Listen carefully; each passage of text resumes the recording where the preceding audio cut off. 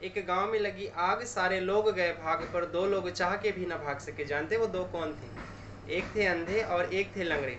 अंधे के पास भागने के लिए पैर तो था, पर आंखें नहीं था, उसको दिखाई नहीं दे रहा था कि किधर भागना है। और लंगड़े को दिखाई दे तो रहा था कि किधर भागना है, पर उसके पास भागने के लिए पैर नहीं था। गांव के सभी लोग आग से बच करके निकल गए, भाग गए, पर ये दोनों के दोनों आग में जलने को मजबूर हो गया।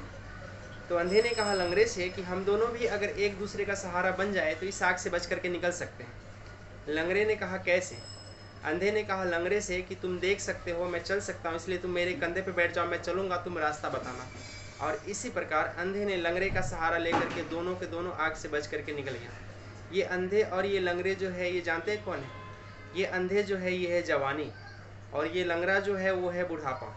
अंधे जवानी इसलिए है कि जवानी की उम्र में आदमी को कितना भी सही रास्ता दिखा दो ना, समझा दो ना, तो दिखता ही नहीं, समझता ही नहीं, क्योंकि वो अंधा है जवानी की उम्र में। और लंगड़ा जो है वो है बुढ़ापा। लंगड़ा बुढ़ापा इसलिए है कि बुढ़ापा आते आते जीवन के तजुर्बा से ठोकर खा करके उनको सब कुछ समझ में आ गया, क्या सही है क्या गलत है, क्या करना चाहिए क्या नहीं करना चाहिए, क्या होना चाहिए क्या नहीं होना चाहिए, पर शरीर से वो लंगड़ा हो चुका है, उठ के पानी तक नहीं पी सकता। वहाँ पे अंधा यानी कि जवान, लंगड़ा यानी कि बूढ़ा। वहाँ पे जवान ने किसका सहारा लिया तो आग से बच करके निकल गया? बूढ़े का। आज के जवान बूढ़े का सहारा ना लेकर के शराब सिगरेट गर्लफ्रेंड बॉयफ्रेंड का सहारा लेते हैं और जीवन भर उस अंधे की तरह आग में जलते रहते हैं। कहते हैं कि समय रहते समझदारी नहीं आती, और जब समझदारी आती है तब समय नहीं होता। क्यों न समय रहते ही समझदारी लाया